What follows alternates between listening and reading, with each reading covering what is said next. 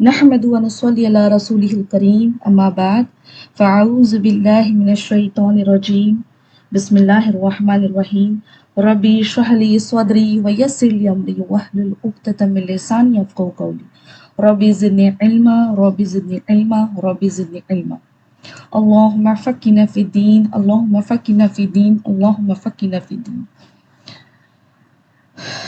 تمام تعریفیں بے شک اللہ رب العالمین کے لیے ہے، جس نے ہمیں ایمان کی دولت عطا فرمائی، قرآن مجید جیسی عظیم نعمت سے نوازا اور اپنے کلام کو سمجھنے اور اس پر غور کرنے کی توفیق عطا فرمائی۔ ہم اللہ تعالیٰ کا بے حد شکر ادا کرتے ہیں کہ اس نے ہمیں اپنے کلام کے ساتھ تعلق جوڑنے کا موقع دیا اور ہمیں ان خوش نصیب لوگوں میں شامل فرمایا جو قرآن کو پڑھتے ہیں، سمجھتے اور اس سے ہدایت حاصل کرنے کی کوشش کرتے ہیں۔ اللہ سے دعا ہے کہ اللہ ہم تیرے عاجز بندے ہیں، ہمارے دلوں کو قرآن کے نور سے روشن فرما، ہمیں اس کے احکامات کو سمجھنے، ان پر عمل کرنے اور دوسروں تک پہنچانے کی توفیق عطا فرما۔ اے اللہ جو کچھ ہم پڑھیں اور سمجھیں اسے ہمارے لیے دنیا اور آخرت میں نفع بخش بنا دے، آمین آمین یا رب العالمین۔ تو شارٹ میں ریویژن کرتے ہوئے چلتے ہیں۔ لاسٹ ویک جو سسٹرز ہماری آیت تھی وہ تھی 243 سے لے کر 246 تک، اوکے، اور آج انشاءاللہ ہم دیکھیں گے 245 تک تھی، 246 سے لے کر تو 251 تک آج ہم انشاءاللہ دیکھیں گے۔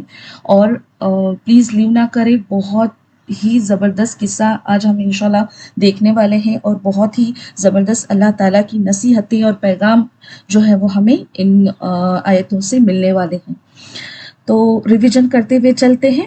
آیت نمبر 243 میں ہم نے دیکھے تھے کہ یہاں ایسی قوم کا واقعہ بیان کیا گیا ہے جو موت کے ڈر سے اپنے گھروں سے نکل گئی تھی۔ ان کی تعداد بھی بہت زیادہ تھی، لیکن انہوں نے یہ سمجھا کہ شاید بھاگ کر اپنی جان بچا لیں گے۔ اللہ تعالیٰ نے انہیں یہ سمجھایا کہ زندگی اور موت کا اختیار صرف اسی کے ہاتھ میں ہے۔ اگر اللہ کا فیصلہ آ جائے تو کوئی طاقت انسان کو نہیں بچا سکتی، اور اگر اللہ حفاظت کرنا چاہے تو کوئی نقصان نہیں پہنچا سکتا۔ اس واقعے کے ذریعے یہ سبق دیا گیا کہ مومن کو خوف کی وجہ سے اپنی ذمہ داریوں سے نہیں بھاگنا چاہیے۔ بعض لوگ مشکل حالات، آزمائشوں یا اللہ کے راستے کی قربانیوں سے بچنے کے لیے پیچھے ہٹ جاتے ہیں، لیکن اصل بھروسہ اللہ پر ہونا چاہیے، نہ کہ صرف ظاہری اسباب پر۔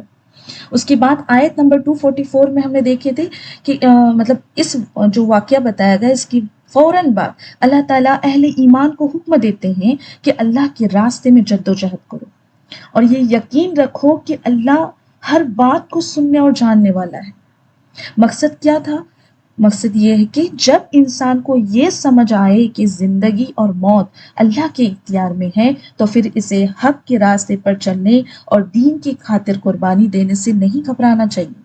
اللہ انسان کے اعمال کو بھی دیکھتا ہے اور اس کی نیتوں کو بھی جانتا ہے، اس لیے جو کام اللہ کی رضا کے لیے کیا جائے وہ کبھی ضائع نہیں ہوتا۔ اس کے بعد آیت نمبر 245 میں ہم نے دیکھے تھے کہ اس آیت میں اللہ تعالیٰ ایک بہت خوبصورت انداز میں سوال کرتے ہیں کہ کون ہے جو اللہ کو اچھا قرض دے، قرض حسنہ۔ ظاہر ہے اللہ کو کسی قرض کی ضرورت نہیں ہے کیونکہ وہ تمام جہانوں کا مالک ہے۔ یہاں قرض سے مراد اللہ کی راہ میں خرچ کرنا ہے۔ اللہ بندوں کو ترغیب دے رہے کہ جو مال تم اللہ کی رضا کے لیے خرچ کرو گے وہ ضائع نہیں ہوگا، بلکہ اللہ اسے کئی گنا بڑھا کر واپس دے گا۔ سبحان اللہ۔ بعض اوقات انسان خرچ کرتے ہوئے سوچتا ہے کہ میرا مال کم ہو جائے گا، لیکن اللہ سمجھا رہے ہیں کہ اصل میں جو مال اس کی راہ میں خرچ کیا جاتا ہے وہ سرمایہ بن جاتا ہے، نقصان نہیں۔ ایک منٹ میوٹ کرنے دیں مجھے، اوکے۔ تو اس طرح سے ان آیت کا مرکزی پیغام یہ ہے کہ رزق کا مالک اللہ ہے، وہ جس کے لیے چاہے رزق ارشادہ کر دیتا ہے اور جس کے لیے چاہے تنگ کر دیتا ہے۔ اس لیے مال کو سینے سے لگانے کے بجائے اللہ کی رضا کے لیے خرچ کرنا چاہیے، کیونکہ آخرکار سب کو اسی کی طرف لوٹ کر جانا ہے اور وہی بہترین بدلہ دینے والا ہے۔ اس کے بعد دیکھیں، اب ان آیات کے فوراً بعد اللہ تعالیٰ ایک نہایت سبق آموز اور ایمان افروز واقعہ بیان فرماتے ہیں۔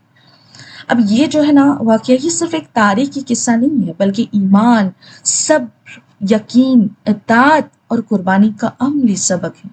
اس واقعے میں ہم دیکھیں گے کہ کس طرح اللہ تعالیٰ اپنے بندوں کو آزمائشوں سے گزارتا ہے، کس طرح سچے اور کمزور ایمان والوں کے درمیان فرق ظاہر ہوتا ہے، اور کس طرح تھوڑی تعداد میں ہونے کے باوجود اللہ پر بھروسہ کرنے والے لوگ بڑی طاقتوں پر غالب آ جاتے ہیں۔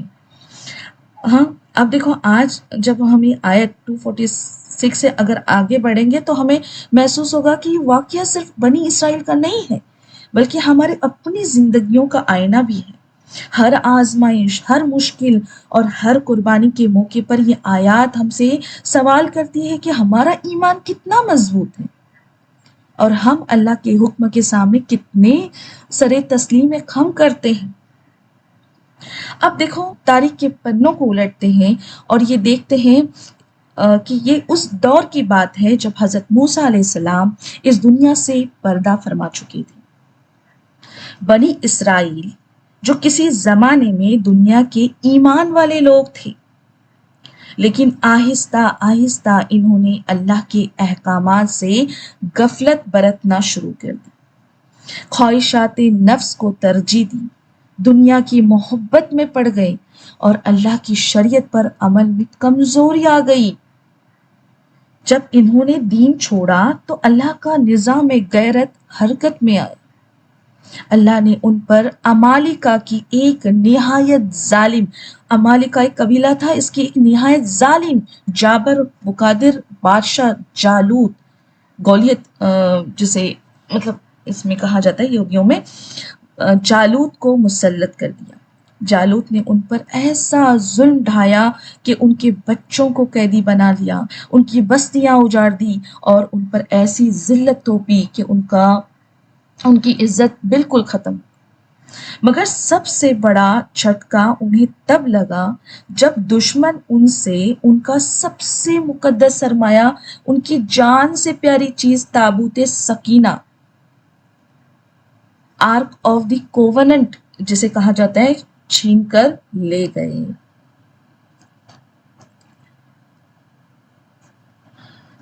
اب یہ تابوت سکینہ کیا ہے؟ تو دیکھو یہ ایک ایسا مقدس صندوق تھا جس میں حضرت موسیٰ علیہ السلام اور حضرت ہارون علیہ السلام کی تبرکات تھیں۔ جب بھی بنی اسرائیل دشمن کے سامنے جاتے، اس تابوت کو آگے رکھتے تو اللہ ان کے دلوں کو سکون، سکینہ عطا فرماتا اور انہیں فتح ملتی تھی۔ اس تابوت کے چھن جانے سے ان کا بچا کچا ایمان اور امید بھی ٹوٹ گئی۔ اب کئی سال اس ذلت میں گزر گئے، آخرکار ان کے اندر کی غیرت جاگی۔ وہ اپنے وقت کے نبی حضرت شمویل علیہ السلام کے پاس پہنچتے ہیں، وہ نبی کے پاس جا کر رونے لگتے ہیں، گڑ گڑانے لگتے ہیں، ہاں، اور ایک مطالبہ کرتے ہیں۔ اب وہ کیا مطالبہ تھا وہ ہم دیکھیں گے آیت نمبر 246 میں۔ اب دیکھو کیا کہتے ہیں وہ، ہاں، جس کو اللہ تعالیٰ نے قرآن میں درج کیا ہے۔ کہتے ہیں کیا اللہ تعالیٰ فرماتے ہیں، کیا تم نے بنی اسرائیل کے سرداروں کو نہیں دیکھا؟ موسیٰ کے بعد جب انہوں نے اپنے نبی سے کہا ہمارے لیے ایک بادشاہ مقرر کریں تاکہ ہم اللہ کی راہ میں جنگ کریں، نبی نے کہا کیا تم سے توقع نہیں کی جا سکتی کہ اگر تم پر جنگ فرض کر دی جائے تو تم نہ لڑو؟ وہ بولے ہمیں کیا ہوا ہے کہ ہم اللہ کی راہ میں نہ لڑیں، جبکہ ہمیں ہمارے گھروں اور بچوں سے نکال دیا گیا۔ پھر جب اب ان پر جنگ فرض کر دی گئی تو ان میں سے بہت کم کے سوا پھر گئے اور اللہ ظالموں کو خوب جانتا ہے۔ اب دیکھیے اس آیت میں کیا بتایا گیا ہے کہ بنی اسرائیل کے سردار نبی کے سامنے کھڑے ہو کر کیا بولتے ہیں کہ ہم اس ذلت سے تنگ آ چکے ہیں، آپ ہمارے لیے کوئی بادشاہ، لیڈر مقرر کر دیں جس کے پیچھے کھڑے ہو کر ہم اللہ کی راہ میں جہاد کریں اور اپنی کھوئی ہوئی آزادی جو ہے اور تابوت سکینہ جو ہے وہ واپس لیں۔ حضرت شمویل علیہ السلام ان کے رگوں سے واقف تھے، انہیں پتا تھا کہ یہ بنی اسرائیل صرف باتیں بنانا جانتے ہیں، عملی وقت پر بھاگ جاتے ہیں۔ نبی نے ان کی آنکھوں میں آنکھیں ڈال کر فرمایا، مجھے تم پر پورا شک ہے کہ اگر تم پر جہاد فرض کر دیا گیا تو کہیں ایسا نہ ہو کہ تم موت کے ڈر سے میدان سے مکر جاؤ۔ اب بنی اسرائیل کے سرداروں کا جوش دیکھیے، انہوں نے بڑے بڑے دعوے کیے، لمبے لمبے وعدے کیے، بولے حضرت آپ کیسی باتیں کرتے ہیں، بھلا یہ کیسے ممکن ہے کہ ہم نہ لڑیں، ہم پر تو ظلم کی انتہا ہو چکی ہے، ہمیں ہمارے گھروں سے نکالا گیا، ہمارے بچوں کو قیدی بنایا گیا، ہم ضرور لڑیں گے۔ اب یہاں قرآن ہمیں ایک بہت اہم نفسیاتی حقیقت سمجھا رہا ہے کہ صرف جذباتی دعوے، غصہ اور نعرے ہمیشہ سچائی کی علامت نہیں ہوتے۔ اصل سچائی اس وقت سامنے آتی ہے جب حکم واقعی نافذ ہو جائے اور قربانی دینی پڑے۔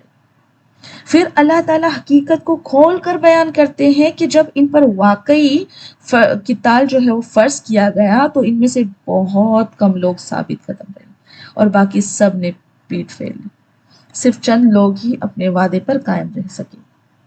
اور آخر میں اللہ تعالیٰ یہ بھی واضح فرما دیتے ہیں کہ وہ ظالم کو خوب جانتا ہے، یعنی وہ لوگ جو دعوے کرتے ہیں لیکن وقت آنے پر کمزور پڑ جاتے ہیں، اللہ ان کے ظاہر اور باطن دونوں کو جانتا ہے۔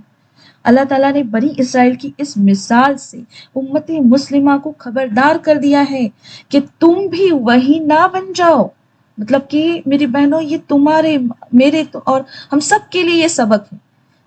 جو لوگ اللہ کے آزمائش کے وقت اللہ کے سامنے سر جھکا دیتے ہیں وہی مخلص ہیں، تم ان مطلب بنی اسرائیل کی طرح مت بنو۔ ہاں، اور کیا ہے باقی سب الفاظ کے تاجر جو ہے وہ ثابت ہوتے ہیں، مطلب خالی بولنے کے کام کے ہوتے ہیں نا، بولتے ہیں۔ ہاں، اب دیکھو اس آیت میں اللہ تعالیٰ ہمیں ایک بہت بڑی حقیقت سمجھا رہے ہیں کہ انسان کے دعوے اور اس کی حقیقت ہمیشہ ایک جیسی نہیں ہوتی۔ بنی اسرائیل کے لوگوں نے اپنی نبی سے کہا کہ وہ ظلم اور کمزوری سے تنگ آ چکے ہیں اور چاہتے ہیں کہ انہیں ایک رہنما دیا جائے تاکہ وہ اللہ کے راستے میں لڑیں اور اپنی عزت واپس حاصل کریں۔ ان کے الفاظ بڑے مضبوط تھے، ان کے جملے بڑے پرجوش تھے اور ان کا انداز بہت یقین دلانے والا تھا، لیکن اللہ تعالیٰ نے اسی موقع پر یہ حقیقت واضح کی کہ انسان کا اصل امتحان الفاظ میں نہیں ہوتا بلکہ حکم آنے کے بعد ہوتا ہے۔ اب آج کے دور میں یہ آیت ہمیں مطلب ہمیں یہ سمجھاتی ہے کہ دین کا تعلق صرف جذبات، تقریروں یا دعووں سے نہیں ہے۔ ہر انسان آسانی کے وقت دین کی باتیں کر لیتا ہے، لیکن اصل فرق وہاں پڑتا ہے جہاں قربانی دینی پڑتی ہے، چاہے وہ وقت کی قربانی ہو، خواہشات کی قربانی ہو، مال کی قربانی ہو یا آرام کی قربانی ہو۔ ہم میں سے ہر شخص اپنے انداز میں دین سے محبت کا اظہار کرتا ہے، لیکن جب اللہ کا حکم ہماری روزمرہ زندگی میں آتا ہے تو حقیقت سامنے آ جاتی ہے۔ کیا ہم واقعی میری بہنوں ہمیں محاسبہ کرنا ہے اپنے آپ کا، کیا ہم بھی ان میں سے ہیں کہ صرف باتوں تک محدود ہے؟ تو یہاں پر یہ آیت ہمیں سکھاتی ہے کہ کوئی بھی اجتماع، کوئی بھی تحریک یا کوئی بھی نعرہ اس وقت تک مضبوط نہیں ہوتا جب تک اس کی پیچھے کیا ہے، عملی استقامت نہ ہو۔ محض جوش جو ہے وہ وقتی ہوتا ہے، لیکن ثابت قدمی اصل ایمان کی علامت ہے۔ اس لیے اللہ تعالیٰ نے آخر میں حقیقت بیان فرمائی کہ جب عملی حکم آیا تو بہت کم لوگ ثابت قدم رہے اور باقی لوگ پیچھے ہٹ گئے، یعنی اصل جو چھنی ہے نا، چھانٹنی الفاظ پر نہیں ہوتی بلکہ یہ عمل پر ہوتی ہے۔ تو دیکھیں اب جب بنی اسرائیل نے جہاد کے لیے مطلب یہ جو پکار لگائی تو اللہ تعالیٰ نے ان کے لیے ایک بادشاہ مقرر کیا، مطلب اللہ تعالیٰ نے ان کی بات جو ہے وہ سن لی۔ اب اس کا ذکر آتا ہے آگے کی آیت نمبر 247 میں۔ اب دیکھو اللہ تعالیٰ کیا فرماتے ہیں، اللہ تعالیٰ نے تمہارے لیے طالوت کو بادشاہ مقرر کیا۔ اب جو ہی طالوت کا نام سامنے آیا، بنی اسرائیل کے ان متکبر سرداروں کی مطلب جو تکبر سے بھرے سردار تھے، ان کے چہروں کے رنگ اڑ گئے، ان کے اندر کی دنیا پرستی اور خاندانی غرور باہر آ گیا۔ وہ اپنے نبی کے سامنے کھڑے ہو کر جھگڑنے لگے اور انہوں نے ایسی بات کہی جو آج بھی ہمارے معاشرے کا سب سے بڑا مرض، سب سے بڑی بیماری ہے۔ اب دیکھو اللہ تعالیٰ ان کے اس تکبر کو یہاں پر بیان کرتے ہیں آیت کے اگلے حصے میں۔ اللہ تعالیٰ کہتے ہیں وہ کہنے لگے بھلا اس کی بادشاہت، مطلب طالوت کو جو مطلب یہاں پر سلیکٹ کیا گیا ہے، تو وہ لوگ کیا کہہ رہے ہیں اس پر، کیا کہہ رہے ہیں دیکھو کہ بھلا اس کی بادشاہت ہمارے اوپر کیسے ہو سکتی ہے، جبکہ بادشاہت کے حقدار تو ہم اس سے زیادہ ہیں، اور اس شخص کو تو مال و دولت کی کثرت بھی نہیں دی گئی۔ اب دیکھیے غور کیجیے یہاں پر سسٹرز، ان کی عقل دیکھیے، وہ کہہ رہے ہیں کہ طالوت تو ایک عام سا چرواہ ہے، طالوت تو ایک عام سا چرواہ ہے، نہ اس کا تعلق کسی شاہی یا مطلب اشراف خاندان سے ہے، ہاں نہ اس کے پاس شان و شوکت ہے، ہم جو شرفا امیر ہیں، ہاں جاگیردار ہیں، بادشاہ ہمارا حق ہے۔ ان کے نزدیک لیڈرشپ کا معیار جو تھا نا، وہ صرف اور صرف پیسہ اور خاندان تھا۔ اب اللہ تعالیٰ نے ان کے اس جاہلانہ اور مادی جو اعتراض ہے اس کو رد فرماتے ہوئے قیادت کے دو عظیم اور حقیقی اصول بیان کرے۔ مطلب لیڈرشپ کی اللہ تعالیٰ یہاں پر اصول بیان کرتے ہیں، اور کیا کہتے ہیں دیکھو، یہاں اللہ تعالیٰ نے یہ واضح فرمایا ہے کہ جو کسی بھی قوت کو ذلت سے نکال کر فتح، مطلب ایسے پیلرز ہمیں بتائے جو کیا کرتی ہے، فتح کی طرف لے جاتی ہے۔ اس میں پہلا ہے علم، پہلا کون سا ہے؟ علم۔ پہلا معیار دولت نہیں بلکہ علم ہے، یعنی فیصلہ کرنے کی جو صلاحیت ہے، حکمت، تقوی اور شریعت کا گہرا شعور، جانتا ہو کہ دشمن کے نئی نفسیاتی وار کا جواب کیسے دینا ہے۔ اور دوسرا جو بتایا وہ جسم، ہاں دوسرا معیار خاندان نہیں بلکہ جسم کی قوت ہے، یعنی میدان جنگ میں دشمن کے سامنے ڈٹ جانے کی جسمانی بہادری اور مشکل سے مشکل حالات میں نفسیاتی طور پر نہ ٹوٹنے والی مضبوطی۔ اللہ سکھاتے ہیں کہ حکمرانی، خلافت یا لیڈرشپ کوئی ایسی وراثت یا جائیداد نہیں ہے جو باپ سے بیٹے کو ملے یا جو پیسے کے زور پر خریدی جا سکے۔ یہ اللہ کی عظیم نعمت ہے، وہ جسے اہل دیکھتا ہے اسے عطا فرما دیتا ہے۔ اب آیت کے آخری حصے میں اللہ تعالیٰ نے بادشاہت کے سلسلے میں اپنا آخری قانون بیان فرمایا جو انسانی تکبر کو مٹی میں ملا دیتا ہے۔ اللہ تعالیٰ فرماتے ہیں آگے کے حصے میں، اور اللہ اپنا ملک جسے چاہتا ہے عطا فرماتا ہے، اور اللہ بڑی وسعت والا، سب کچھ جاننے والا ہے۔ بے شک بے شک۔ تو دیکھیں، حکومت، عہدہ یا قیادت صرف اس لیے نہیں ملتی کہ کسی خاندان مطلب کسی کا خاندان بڑا ہے یا اس کے پاس بہت مال ہے، یہ سب اللہ کے اختیار میں ہے۔ اللہ جسے چاہتا ہے کسی ذمہ داری کے لیے چن لیتا ہے۔ انسان ظاہری چیزیں دیکھتا ہے لیکن اللہ دلوں کو بھی جانتا ہے اور صلاحیتوں کو بھی جانتا ہے۔ وہ جانتا ہے کہ کون اس ذمہ داری کو صحیح طریقے سے نبھا سکتا ہے اور کون نہیں۔ بعض اوقات اللہ ایسے شخص کو آگے لے آتا ہے جسے لوگ معمولی سمجھ رہے ہوتے ہیں، اور بعض اوقات بڑے بڑے نام اور بڑے بڑے خاندان پیچھے رہ جاتے ہیں۔ تو اس آیت سے ہمیں یہ سبق ملتا ہے کہ اللہ کے فیصلوں پر اعتماد کرنا چاہیے۔ بعض اوقات ہم کسی چیز یا کسی شخص کے بارے میں ایک رائے رکھتے، لیکن اللہ کا انتخاب اس سے مختلف ہوتا ہے، کیونکہ اس کا علم کامل ہے، جبکہ ہمارا علم کیا ہے؟ محدود ہے۔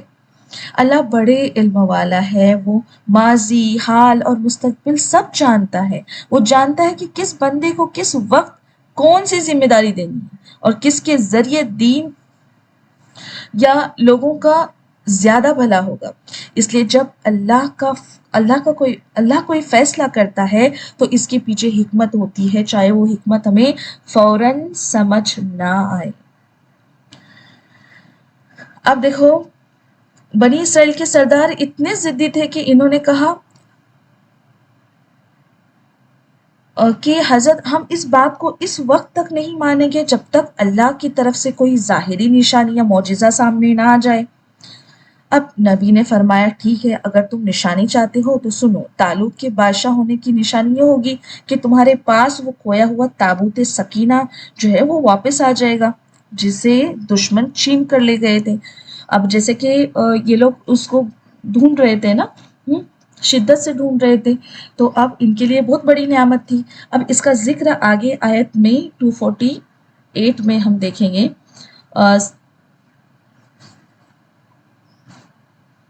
اوکے، تو پہلے سب سے پہلے یہ بتائے کہ یہاں تک جتنا بھی بتایا گیا سمجھ میں آ گیا سسٹرز کے؟ چیٹ میں بتائیں مجھے۔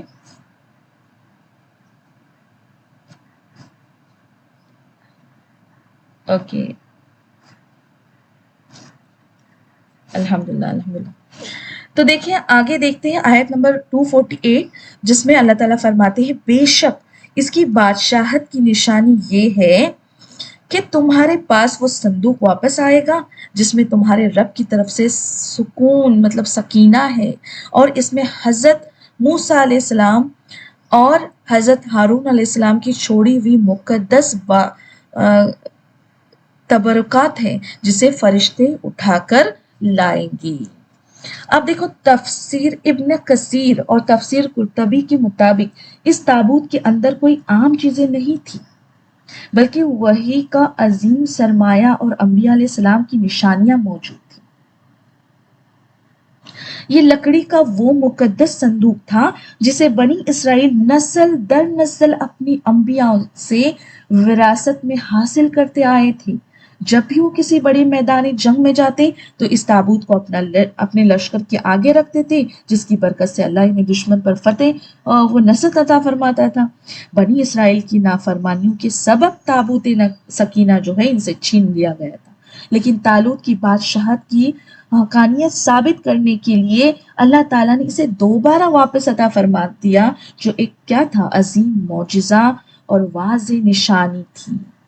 اب تفسیر ابن کثیر کے مطابق اس تابوت میں تاریخی جیسے کہ ہم دیکھیں گے تبرکات تھے۔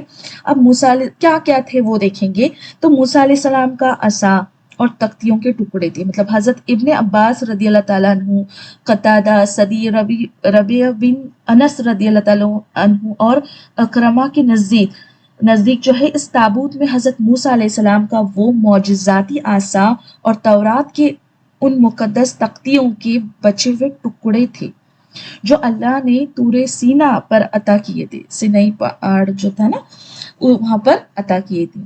اس کے بعد میں اکرمہ رحمۃ اللہ علیہ کے مطابق اس میں تورات کا اصل نسخہ بھی محفوظ تھا جو تحریری شکل میں موجود تھا۔ اس کے بعد میں سفیان ثوری رحمۃ اللہ علیہ کی روایت کے مطابق اس صندوق میں آسمان سے اترنے والی جنتی غذا من، ہم نے دیکھے تھے نا من اور سلوا، تو من کا ایک کچھ برتن بھی موجود تھا، وہ بتاتے ہیں۔ اس کے بعد سفیان ثوری رحمۃ اللہ سے ایک اور روایت منسوب ہے کہ اس میں حضرت موسیٰ علیہ السلام کے وہ مبارک جوتے بھی تھے جن کا ذکر قرآن پاک کی سورہ طٰہٰ میں آیت نمبر 12 میں آتا ہے، ہاں، اور حضرت ہارون علیہ السلام اور ان کے خاندان کی کچھ چیزیں تھیں۔ اب میری بہنوں ذرا اس منظر کا تصور کیجئے کہ دشمنان دین امالیکا نے جب اس تابوت کو مطلب چھین لیا، ہاں، تو کتنا مطلب ان کے لیے کتنا یہ تھا نا کہ اتنا وہ لوگ اس کو ڈھونڈ رہے تھے۔ تو لیکن اگر ہم اس کے بارے میں دیکھتے ہیں تو کچھ روایت میں آتا ہے کہ وہ جس بستی یا شہر میں اسے لے جاتے تھے نا، یہ جو امالکا کی جو اس کا قبیلہ تھا یا جالوت کی جو قوم تھی، ہاں، تو یہ لوگ کیا کرتے تھے، جیسے کہ انہوں نے چھین لیا اور جہاں پر بھی یہ لے کر جاتے تھے وہاں ان پر وبائی یا بیماریاں آ جاتی تھی، طاعون اور بلائیں نازل ہونا شروع ہو جاتی تھی، ہاں، اس طرح سے کچھ شہر جو ہے وہ اجڑ گئے، تو وہ شدید نہ خوف زدہ ہو گئے۔ آخرکار انہوں نے کیا کیا، اس صندوق کو جو ہے وہ 2 بیلوں کی گاڑی پر لاد کر کھاگ دیے۔ یہ جو ہے وہ تاریخی روایتی، ٹھیک ہے۔ یہاں سے جو ہے وہ قدرت کا وہ دیکھو نا کام کرنا جو ہے وہ شروع کرتی ہے، جسے مادی آنکھیں نہیں دیکھتی ہے نا۔ اللہ تعالیٰ کی جو یہ ہے اسے مطلب اللہ تعالیٰ کی جو غیبی باتیں ہیں اسے ہم اسے ہم کیا ہے، ہماری جو مادی آنکھیں وہ نہیں دیکھ سکتی۔ اب دیکھو یہاں پر جو ذکر آ رہا ہے کہ جسے فرشتے اٹھائے ہوئے ہوں، اللہ کے حکم سے فرشتوں نے اس جو کیا کہتے ہیں کہ بیلوں کی اس پر جو گاڑی پر انہوں نے لاد دیا تھا، ہاں اس کی ڈور سنبھالی۔ اور حضرت ابن عباس رضی اللہ تعالیٰ عنہ سے روایت ہے کہ لوگوں نے اپنی آنکھوں سے آسمان اور زمین کے درمیان فرشتوں کو اس مقدس تابوت کو بازو پر اٹھا کر اڑتے ہوئے دیکھا۔ واللہ عالم۔ فرشتے اس وقت تک کہہ رہے تھے کہ فضا میں لہرا رہے تھے جب تک کہ انہوں نے اسے لا کر لوگوں کے سامنے پیش نہیں کر دیا۔ ہاں، اور صدی رحمۃ اللہ علیہ بیان کرتے ہیں کہ فرشتوں نے اس تابوت سکینہ کو لا کر سیدھا تعلق کے گھر کی دہلیز پر جو ہے وہ رکھ دیا۔ جب لوگوں نے اپنی آنکھوں کے سامنے یہ معجزہ دیکھا تو ان کے شکوک و شبہات جو ہے وہ کیا ہو گئے، ریت کی دیوار کی طرح گر گئی۔ انہوں نے مطلب وہ پکار اٹھے کہ بے شک طالوت ہی ہمارا برحق بادشاہ ہے اور حضرت شموئیل علیہ السلام اللہ کے سچے نبی ہے۔ کیونکہ جب تابوت سکینہ ان کے پاس آئی تو ان کی خوشی کا ٹھکانہ نہیں رہا۔ تو اب دیکھو آیت میں یہ جو لفظ آتا ہے سکینۃ من ربکم، تو مطلب تمہارے رب کی طرف سے سکینہ، یہ جو استعمال ہوا ہے مفسرین نے اس کی مختلف جو ہے وہ معنی بیان کیے ہیں۔ ہاں، قتادہ رحمۃ اللہ علیہ فرماتے ہیں کہ سکینہ سے مراد اللہ کی طرف سے نازل ہونے والا فضل ہے۔ ہاں، ربیعہ بن انس رضی اللہ تعالیٰ عنہ رحمۃ اللہ علیہ کی نزدیک اس سے مراد اللہ کی خاص رحمت ہے، اور حضرت ابن عباس رضی اللہ تعالیٰ عنہ کے مطابق یہ باطنی ایمان، قلبی سکون اور قوت ایمان ہے جو انسان کو گھبراہٹ اور بے چینی سے بچا کر اللہ پر کامل بھروسہ عطا کرتی ہے۔ جب یہ سکینہ دل میں اترتی ہے تو موت کا خوف ختم ہو جاتا ہے اور بندہ طوفان کے سامنے بھی چٹان بن جاتا ہے۔ اب دیکھیں آگے اللہ تعالیٰ اس آیت کے حصے میں فرماتے ہیں بے شک اس میں تمہارے لیے بڑی نشانی ہے اگر تم ایمان والے ہو۔ اب دیکھو بے شک اس میں کیا کہتے ہیں، اللہ تعالیٰ تمہارے لیے ایک عظیم نشانی ہے، مگر یہ نشانی ہر آنکھ نہیں دیکھ سکتی۔ ہاں، اس طرح یہ واپس اس کا جو ہے وہ ملنا تابوت سکینہ کا، ہاں، یہ معمولی بات نہیں تھی۔ صرف وہ دل اسے پہچانتے ہیں جو ایمان سے روشن ہوں۔ جو لوگ اللہ پر یقین رکھتے ہیں ان کے لیے ہر واقعہ ایک سبق، ہر آزمائش ایک اشارہ اور ہر نشانی اللہ کی قدرت کا اعلان بن جاتی ہے۔ اب دیکھو یہ جملہ بظاہر مختصر ہے مگر اپنے اندر ایک پوری دنیا سموئے ہوئے ہے۔ اللہ تعالیٰ یہاں یہ حقیقت واضح فرماتے ہیں کہ اس کائنات میں پیش آنے والے واقعات، انبیاء کی نشانیاں اور اللہ کی قدرت کے مظاہر صرف آنکھوں سے دیکھنے کی چیز نہیں ہوتے، بلکہ اصل بصیرت وہ ہے جو ایمان سے پیدا ہوتی ہے۔ جو دل ایمان کی روشنی سے خالی ہو وہ بڑے بڑے معجزات کو بھی محض ایک واقعہ سمجھ کر گزر جاتے ہیں، مگر جو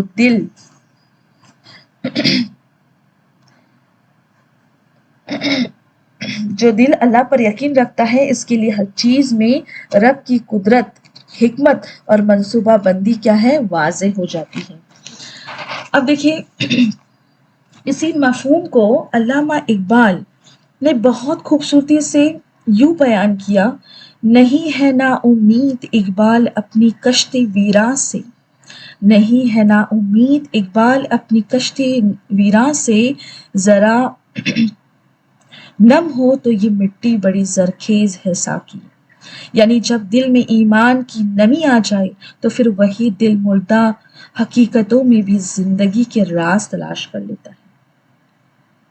اور امام ابن القیم رحمۃ اللہ علیہ کی مفہوم کے مطابق دل کی بصیرت آنکھوں سے زیادہ طاقتور ہوتی ہے۔ وہ فرماتے ہیں کہ اصل اندھاپن آنکھوں کا نہیں بلکہ دل کا ہوتا ہے، اور اصل روشنی وہ ہے جو اللہ ہدایت کی صورت میں دل میں ڈال دیتا ہے۔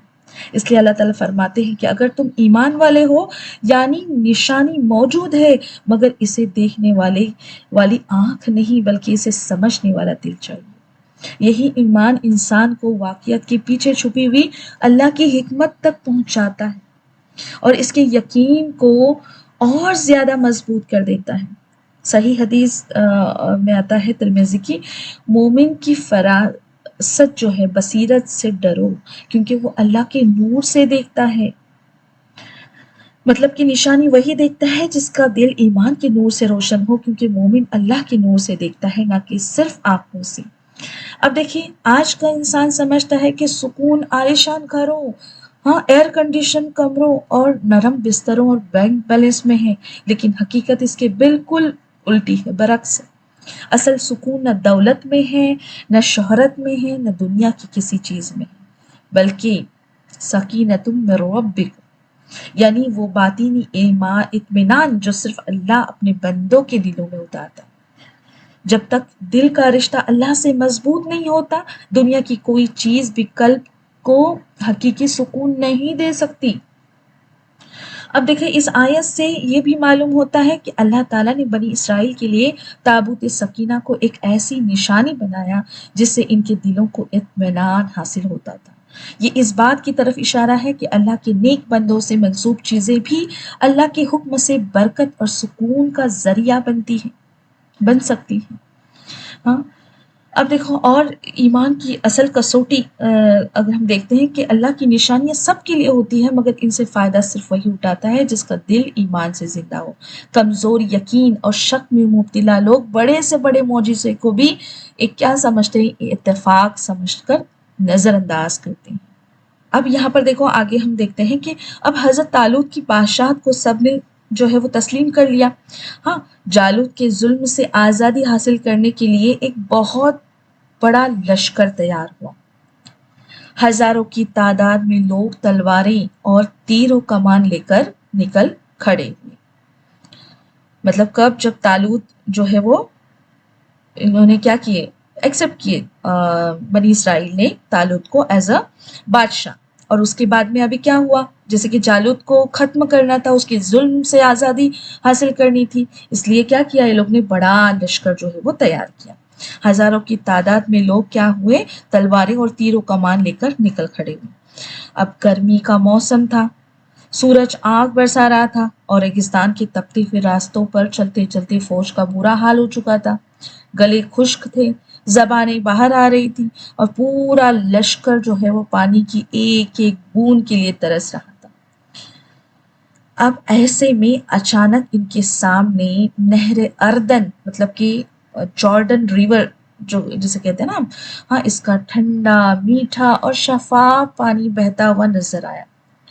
فوج کے لوگ پانی دیکھ کر بے قابو ہونے لگے کہ اب ہم جی بھر کر جو ہے وہ اپنی پیاس بجھائیں گے۔ ہاں لیکن اب یہ جو یہاں پر میری بہنوں یہ جو کمانڈر تھے نا، یہ کوئی عام انسان نہیں تھے، ہے نا۔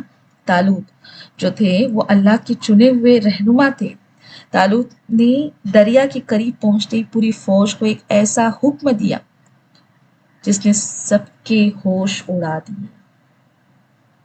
اب کیا وہ ذکر تھا، کیا حکم تھا، وہ ہم دیکھتے ہیں آگے کی آیت میں۔ اللہ تعالیٰ فرماتے ہیں، مطلب اس کو اللہ تعالیٰ یہاں پر جو ہے اس منظر کو قرآن میں بیان کرتے ہیں۔ پھر جب طالوت اپنے لشکر کو لے کر چلا تو اس نے کہا، سنو، بے شک اللہ تمہیں ایک نہر کے ذریعے آزمانے والا ہے۔ جو کوئی اس نہر سے پیٹ بھر کر پانی پیے گا وہ میرا ساتھی نہیں، وہ میرے فوج سے نکل جائے گا، اور جو اس پانی کو نہیں چکھے گا وہ میرا ساتھی ہے، سوائے اس کے جو اپنے ہاتھ سے صرف ایک چلو پانی پی لے۔ اس کی مطلب اجازت تھی تھوڑا سا پانی پینے کی چلو پر۔ اب یہ کوئی عام حکم نہیں تھا، ہاں یہ دراصل ایک بہت گہرا امتحان تھا۔ طالوت جانتے تھے کہ جو انسان ایک چھوٹے سے موقع پر اپنے نفس پر قابو نہیں رکھ سکتا، وہ بڑے میدان میں کیسے ثابت قدم رہے گا۔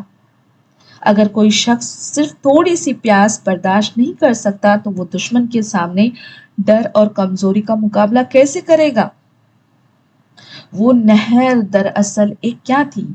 نفسیاتی فلٹر تھی۔ چھنی جیسے کہتے ہیں نا، جیسے چھانتے ہیں ہم، ہاں، تاکہ دشمن کے سامنے جانے سے پہلے یہاں پر کمزور ایمان والے، لالچی اور بے صبر لوگ فوج سے الگ ہو جائے، اور صرف وہ لوگ باقی رہیں جن کے دلوں میں سچا توکل اور صبر موجود ہو۔ مگر افسوس جب وہ ہزاروں کا لشکر نہر پر پہنچا تو انہوں نے صبر کا دامن چھوڑ دیا، اور انہوں نے سوچا کہ اب بادشاہ کو کیا پتا چلے گا، ہم تو جی بھر کر پیئیں گے۔ اور وہ پانی پر ٹوٹ پڑے اور انہوں نے دریا سے جو ہے وہ خوب پانی پی لیا۔ اب اللہ تعالیٰ ان کی ناکامی سے پردہ اٹھاتے ہیں۔ اب دیکھو آیت کے اگلے حصے میں اللہ تعالیٰ فرماتے ہیں پھر ان میں سے بہت کم کے سوا سب نے اس میں سے پانی پی لیا۔ پھر جب وہ اور ایمان والے اس کے ساتھ آگے بڑھے تو کہنے لگے آج ہمیں جالوت اور اس کی لشکر سے لڑنے کی طاقت نہیں ہے۔ مطلب کہ ان کے پانی پینے سے کیا نتیجہ ہوا، کیا نتیجہ نکلا کہ وہ لوگ ہزاروں کی ان میں جیسے کہ اکثر لوگ پانی پی کر سست ہو گئے، ہاں، ان کی ہمت ٹوٹ گئی اور وہ وہیں دریا کے کنارے جو ہے وہ ڈھیر ہو گئے۔ صرف ایک چھوٹی سی جماعت ایسی تھی جنہوں نے اللہ کے حکم پر عمل کیا، یا تو انہوں نے بالکل پانی نہیں پیا یا پیا تو صرف ایک چلو بھر پانی، جس طرح کہا گیا تھا۔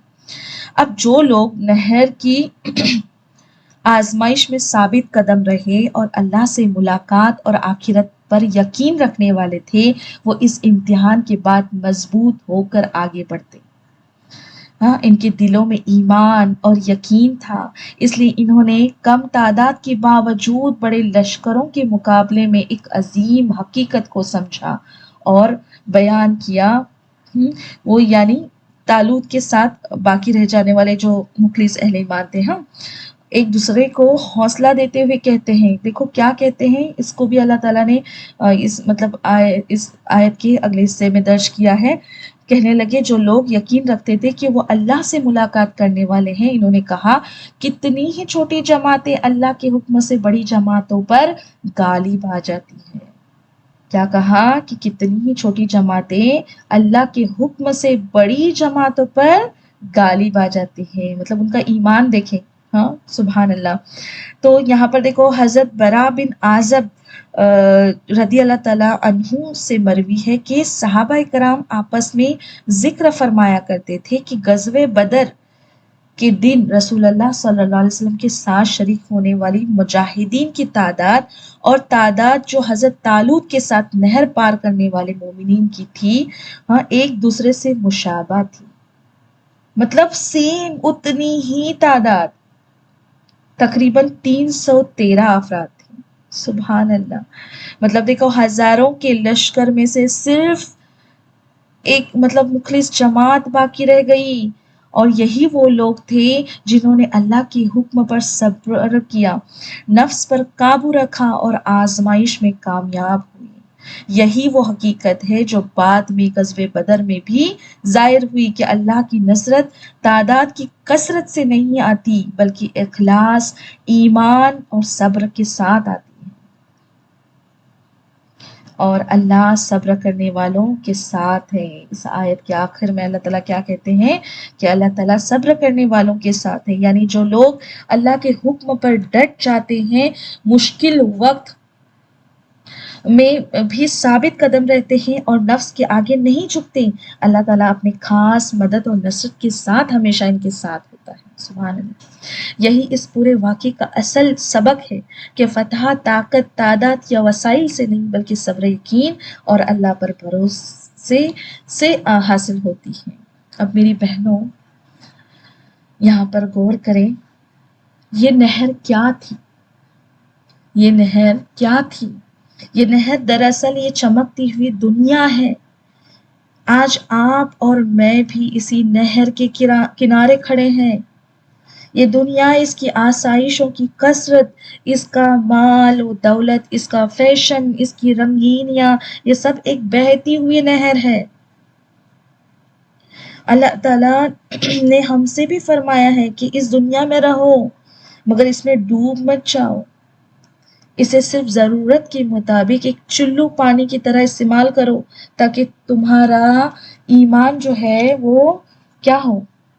محفوظ رہے۔ مگر آج ہمارا حال کیا ہے؟ ہم اس دنیا کی نہر پر ایسے ٹوٹے ہوئے ہیں کہ ہم نے حلال اور حرام کی تمیز بھلا دی۔ ہم نے دنیا کی لالچ، اچھی گاڑیوں، بڑے بنگلوں اور بینک بیلنس کے پیچھے ایسے اندھے ہوئے ہیں کہ ہم نے دین کے احکامات کو پیچھے ڈال دی۔ جب دنیا کی محبت دل میں گھر کر جاتی ہے تو انسان فجر کے وقت بستر سے نہیں اٹھ سکتا۔ وہ تھوڑے سے مالی نقصان پر اپنا ایمان بیچ دیتا ہے۔ جو انسان دنیا کے اس امتحان میں فیل ہو گیا وہ کل آخرت کے میدان میں یا دین کی کسی عظیم جدوجہد میں کیسے کھڑا ہو پائے گا؟ ہمیں سوچنا ہوگا کہ کیا ہم دنیا کی اس نہر سے پیٹ بھر کر پینے والے ان ہزاروں ناکام لوگوں میں شامل ہیں یا اس ایک چلو بھر صبر کرنے والے جو 313 مخلص مومنین میں جن کی مدد کے لیے آسمان سے فرشتے اترتے ہیں۔ جب دونوں لشکر، اب دیکھو یہاں پر بالکل آمنے سامنے آ گئے، تلواروں کی جھنکاریں سنائی دینے لگی اور موت کا منظر سر پر منڈلانے لگا تو ان 313 مخلص مومنین نے نفسیاتی طور پر دشمن سے لڑنے سے پہلے اپنے رب کے حضور ہاتھ پھیلائے۔ انہوں نے دشمن کے ہتھیاروں کے مقابلے میں دعا کا ہتھیار استعمال کیا۔ مطلب دیکھو کہ کیسا ایمان تھا ان کا۔ ہاں، تو ہمیں بھی محاسبہ کرنا ہے اپنا۔ ہاں، اس بات کو یاد رکھنا ہے، اس نہر کو یاد رکھنا ہے اور ہمیشہ اس بات کو ذہن میں رکھنا ہے کہ ہم ان لوگوں میں سے تو نہیں ہیں۔ کمپیئر کرنا ہے اپنے آپ کو اور یاد رکھنا ہے کہ جس طرح انہیں حکم ہوا تھا کہ چلو بھر پانی پی لو ایمان والوں کو، اسی طرح میری بہنوں ہمیں بھی یاد رکھنا ہے کہ ہمیں بھی اس دنیا سے جو ہے وہ اتنا ہی لینا جتنا ضرورت ہے۔ اس میں ڈوب نہیں جانا ہے، دنیا کی ان آسائشوں میں ڈوب نہیں جانا ہے ہمیں۔ تو انشاءاللہ اس آیت کو یاد رکھیں گے اور اس بات کا خیال رکھیں گے ہمیشہ۔ اب دیکھیں یہ ایمان والے کس طرح دعا کو اپنا ہتھیار بناتے ہیں۔ اب آیت نمبر 250 میں اس کا ذکر آتا ہے۔ دیکھیں اب اللہ تعالیٰ یہاں پر کیا فرما رہے ہیں کہ اور جب وہ جالوت اور اس کے لشکر کے سامنے میدان میں اترے تو انہوں نے دعا مانگی کہ اے ہمارے رب، ہم پر صبر کے دہانے کھول دے، مطلب کہ ہم پر صبر انڈھیل دے۔ انڈھیلنا مطلب کیا ہوتا ہے؟ جیسے کہ ایک برتن میں پانی پورا جو ہے وہ اوتتے ہیں نا، تو اسے کیا کہتے ہیں؟ انڈھیلنا کہتے ہیں۔ ہاں، تو پورا کے پورا کیا کہتے ہیں کہ صبر ہم پر انڈھیل دے، ہمارے قدموں کو مضبوطی سے جما دے اور اس کافر قوم پر ہماری مدد فرما۔ ربنا فرغ علینا صبرا وثبت اقدامنا وانصرنا علی القوم الکافرین۔ انہوں نے کہا ہمارے دلوں میں صبر کی ایسی قوت ڈال دے جو دشمن کا خوف ہمارے دل سے کیا ہو جائے؟ نکل جائے، ہمارے قدم میدان سے پیچھے نہ ہٹے اور ہمیں اس کفر کے مقابلے میں فتح عطا کرنا۔ اب دیکھو اس حصے میں ہمارے لیے سبق یہ ہے کہ مسلمان کبھی بھی ظاہری اسباب اور تعداد کے زور پر نہیں لڑتا۔ اگر مسلمان اسباب پر بھروسہ کرے گا تو وہ ہمیشہ مغلوب رہے گا۔ ہمارا اصل سرمایہ جو ہے وہ یقین ہے، فیتھ ہے۔ علامہ اقبال نے اسی بات کو اپنے کلام میں جو ہے وہ بہت خوبصورتی سے بیان کیا ہے کہ بے یقینی ہی دراصل سب سے بڑی غلامی جب انسان کا اللہ پر سے یقین اٹھ جاتا ہے نا، تو وہ دنیا کی ہر باطل سے ڈرنے لگتا ہے۔ یقین انسان کے اندر حضرت ابراہیم علیہ السلام جیسا ایمان پیدا کر دیتا ہے کہ وہ آگ میں بھی اتر جائے تو اللہ پر بھروسہ کرتا ہے۔ یقین انسان کو اللہ کی محبت، خودداری اور باطنی قوت عطا فرماتا ہے۔ اور دیکھو یہاں پر اقبال کہتے ہیں کہ اے جدید کے تہذیب کے فریب میں گرفتار انسان، یاد رکھ جسمانی غلامی سے بھی زیادہ خطرناک چیز ہے بے یقینی ہے۔ کیا کہتے ہیں اپنے کلام میں؟ سن اے تہذیب حاضر کے گرفتار، غلامی سے بدتر ہے بے یقینی۔ کیونکہ جب یقین ختم ہو جاتا ہے تو انسان کا حوصلہ، خود اعتمادی اور اللہ پر توکل بھی ختم ہو جاتا ہے۔ تو کامیابی کے لیے جو تلوار مردوں کو چاہیے، اس کا ذکر کرتے ہوئے جو ہے وہ اقبال فرماتے ہیں کہ یقین محکم، عمل پہم، محبت فاتح عالم، جہاد زندگانی میں ہے یہ مردوں کی شمشیریں۔ یعنی زندگی کے میدان میں اصل طاقت جو ہے نا، یہ تین چیزیں ہیں۔ یقین محکم مطلب اللہ پر پختہ ایمان اور اپنے مقصد پر کامل اعتماد، اور عمل پہم مطلب مسلسل محنت، استقامت اور بغیر رکے جد و جہد کرنا، اور تیسرا ہے محبت، مطلب اللہ اور اللہ کے دین اور انسانیت اور حق کے ساتھ سچی محبت جو دلوں کو جیت لیتی۔ اقبال کہتے ہیں کہ یہی تین صفات انسان کو دنیا کی بڑی سے بڑی طاقتوں کے مقابلے میں مضبوط بنا دیتی ہے۔ یہی مومن کی اصل شمشیریں ہیں۔ ہاں تو میری دیکھو میری پیاری بہنوں، اگر ہم آج کے دور میں اس واقعے کو اپنے حالات سے کمپیئر کریں گے تو شاید ہماری سب سے بڑی جنگ تلواروں کی جنگ نہیں ہے آج، بلکہ دین کے دعوت، دین پر استقامت اور لوگوں تک اللہ کے پیغام پہنچانے کی جنگ ہے۔ آج بھی حق اور باطل آمنے سامنے کھڑے ہیں۔ آج بھی نفس، خواہشات، مادہ پرستی، الحاد، فتنوں اور دنیا کی چکا چوند کے لشکر ایمان کے مقابلے میں صف آ رہا ہے۔ ایسے میں ایک دائی دین کو وہی صفات درکار ہے جن کا ذکر یہاں پر اقبال نے کیا۔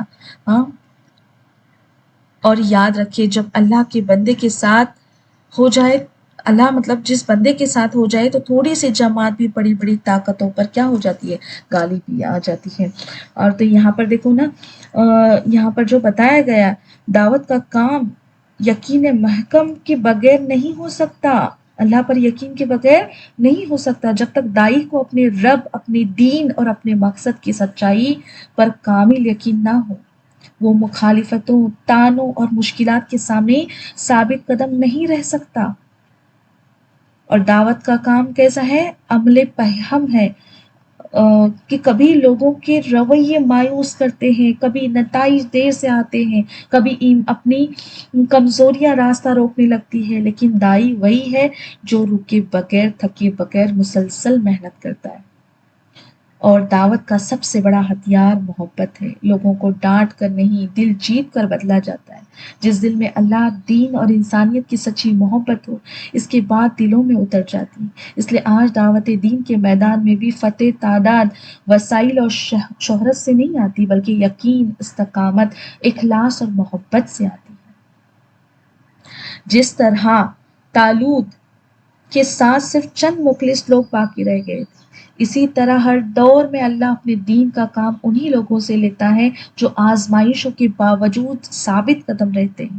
اللہ کو ہجوم نہیں چاہیے، اللہ کو مخلص دل چاہیے۔ لہٰذا سوال یہ نہیں کہ ہمارے پاس کتنے وسائل ہیں، سوال یہ ہے کہ ہمارے دل میں کتنا یقین ہے۔ سوال یہ نہیں کہ ہمارے ساتھ کتنے لوگ ہیں، سوال یہ ہے کہ ہمارے ساتھ اللہ ہے یا نہیں۔ اور یاد رکھیے میری بہنوں، جب اللہ کسی بندے کے ساتھ ہو جائے تو تھوڑی سی جماعت بھی، ہم دیکھ رہے ہیں یہ بار بار چیز کی بہت بڑی طاقتوں پر غالب آ جاتی ہے۔ اللہ کا دین تو ضرور غالب ہو کر رہے گا، یہ اللہ کا وعدہ ہے، اور اللہ اپنے وعدوں کے خلاف نہیں جاتا۔ اسلام پھیلے گا، حق کا نور چمکے گا، اور اللہ اپنے دین کی خدمت کے لیے لوگوں کو چنتا رہے گا۔ مگر کیا ہم ان لوگوں میں شامل ہوں گے جو نہر کی آزمائش میں کامیاب ہوئے تھے، یا ان لوگوں میں جو راستے میں ہی رہ گئے، ان لوگوں میں ہم شامل ہوں گے؟ ہاں، کیا ہم ان چند مخلص لوگوں میں ہوں گے جنہوں نے مشکلات کے باوجود اللہ کے دین کا ساتھ دیا، یا ان لوگوں میں جو دنیا کی چکا چوند میں کھو گئے؟ کیا اللہ تعالیٰ ہمارے ذریعے اپنے دین کا کام لے گا، یا ہمیں کنارے لگا کر کسی اور کو چن لے گا؟ ہاں، یہی وہ سوال ہے جو آج ہر ایک کو اپنے دل سے پوچھنا ہے۔ انشاءاللہ اسلام پھیلے گا، انشاءاللہ حق غالب ہوگا، انشاءاللہ اللہ کا دین دنیا کے کونے کونے تک پہنچے گا، مگر ہمیں یہ فکر ہونی چاہیے کہ اس تاریخ کو لکھنے والوں میں ہمارا نام ہوگا یا صرف اسے پڑھنے والوں میں۔ اللہ تعالیٰ ہمیں ان مخلص بندوں میں شامل فرما دے جو یقین محکم، عمل پہم اور محبت الہی کے ساتھ اس کے دین کی خدمت کرتے ہیں۔ آمین یا رب العالمین۔ اب میری بہنوں، درس اپنے اس آخری اور ایمان افروز مرحلے پر ہمارا جو ہے یہ پہنچ چکا ہے جہاں پر کلائمیکس ہے۔ کلائمیکس میں ہم دیکھیں گے جہاں تکبر کے ڈھیر ہونے اور حق کی فتح کا فیصلہ ہونا تھا۔ اب کیا ہوتا ہے، دونوں لشکر آمنے سامنے کھڑے تھے۔ جالوت اپنی بھاری ہتھیاروں، لوہے کے ذرہ اور عظیم و شاندار جسم کے ساتھ میدان کے بیچ میں آیا۔ اس نے بڑے تکبر سے للکارا، ہے کوئی تم میں جو میرا مقابلہ کرے؟ اس کے اس خوفناک جسم اور للکار کو دیکھ کر اچھوں کے پسینے چھوٹ گئے، مگر اسباب کی اس دنیا کو ہلا کر رکھنے کے لیے حضرت طالوت کے لشکر میں سے ایک نوجوان آگے بڑھے۔ وہ کوئی مشہور جنگی کمانڈر نہیں تھے، نہ ہی انہوں نے کوئی بھاری ذرہ پہنی ہوئی تھی۔ وہ ایک نہایت معصوم سادہ دل نوجوان تھے، ایک چرواہ تھے جن کے ہاتھ میں نہ تلوار تھی نہ برچھی، بلکہ ان کے ہاتھ میں صرف ان کی ایک گلیل تھی اور راستے سے اٹھائے ہوئے 3-4 پتھر تھے۔ اب یہ کوئی عام نوجوان نہیں تھے، تو کوئی سسٹر بتائیں گے مجھے چیٹ میں لکھ کے کہ یہ نوجوان کون تھے؟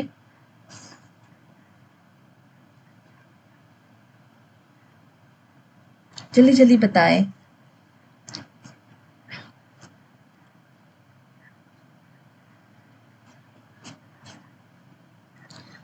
یس، ایبسلیوٹلی رائٹ، ماشاء اللہ۔ تو یہ کون تھے؟ حضرت موسیٰ علیہ السلام کے بعد بنی اسرائیل کے عظیم نبی اور بادشاہ بننے والے حضرت داؤد علیہ السلام تھے۔ جالوت نے جب انہیں دیکھا تو ہنسنے لگا، مذاق اڑانے لگا، کیا ایک بچہ مجھ سے لڑنے آیا ہے؟ ہاں، مگر حضرت داؤد علیہ السلام کا یقین دیکھیے، انہوں نے فرمایا تو تلوار اور تیر کے زور پر آیا، اور میں اس اللہ کے نام پر آیا ہوں جو دونوں جہان کا مالک ہے۔ حضرت داؤد علیہ السلام نے پورے توکل کے ساتھ ایک پتھر اپنی گلیل میں رکھا، اسے ہوا میں گھمایا اور اللہ کا نام لے کر چھوڑ دیا۔ سبحان اللہ۔ ہاں، اور وہ چھوٹا سا پتھر ہوا کو چیرتا ہوا سیدھا جالوت کے ماتھے پر جا کر لگ گیا۔ پھر اس جگہ اور وہ اس جگہ جا کر لگا جہاں ذرہ نہیں تھی۔ پتھر لگتے ہی جالوت کا دماغ پھٹ گیا، اس کی آنکھیں کھلی کی کھلی رہ گئی، اور عظیم دیو ہیکل جسے بادشاہ کہا جاتا ہے، ہاں، ان لوہے کے ہتھیاروں سمیت زمین پر جو ہے وہ گر گیا، ڈھیر ہو گیا۔ اور جو ہی جالوت زمین پر گرا، حضرت داؤد علیہ السلام نے آگے بڑھ کر اس کا سر قلم کر دیا۔ بادشاہ کو مرتا دیکھ کر جالوت کی عظیم فوج پر ایسا خوف اور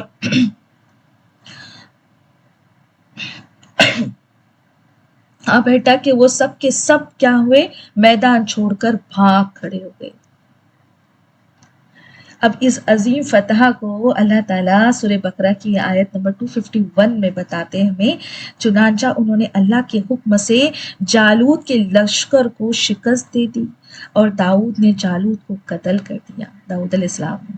اور اللہ نے اس فتح کے بعد داؤد علیہ السلام کو بادشاہت اور حکمت عطا فرمائی اور انہیں ان چیزوں کا علم سکھایا جو اس نے چاہا۔ اب دیکھیں یہ آیت ہمیں یہ عظیم سبق دیتی ہے کہ اصل فتح ہمیشہ اللہ کے حکم اور اس کی مدد سے ہوتی ہے، نہ کہ ظاہر طاقت اور وسائل سے۔ حضرت داؤد علیہ السلام نے جالوت جیسے طاقتور دشمن کو اللہ کے بھروسے اور ایمان کی قوت سے شکست دی، جس سے یہ حقیقت واضح ہوتی ہے کہ کمزور نظر آنے والا مومن بھی اللہ کی نصرت سے بڑے بڑے ظالموں پر غالب آ سکتا ہے۔ اور جب کوئی بندہ حق کے راستے پر میں ثابت قدم رہتا ہے تو اللہ اسے صرف کامیابی نہیں دیتا بلکہ بادشاہت، حکمت اور ایسا علم بھی عطا فرماتا ہے جو اس عدل، بصیرت اور صحیح فیصلوں کی طرف لے جاتا ہے۔ آیت نمبر 251 کے آخر میں اللہ تعالیٰ دنیا کے نظام کا ایک ایسا عظیم قانون بیان فرماتا ہے جو ہر دور کے حکمرانوں اور طاقتوں کے لیے ایک سبق۔ اللہ فرماتے ہیں اور اگر اللہ لوگوں کے ایک گروہ کے ذریعے دوسرے گروہ کو دفاع نہ کرتا رہتا تو یقیناً زمین جو ہے وہ فساد سے بھر جاتی، لیکن اللہ تمام جہانوں پر بڑا فضل کرنے والا ہے۔ مطلب اللہ تعالیٰ یہاں ہمیں ایک بہت بڑی حقیقت سمجھا رہے ہیں کہ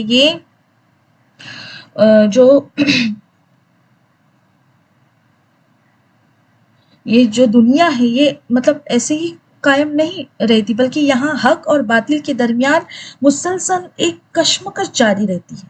اگر اللہ تعالیٰ ایک طبقے یا طاقت کو بے لگام چھوڑ دے اور دوسرے حق والے گروہ کو کھڑا نہ کرے تو زمین ظلم اور فساد اور تباہی سے کیا ہو جائے گی؟ بھر جائے گی۔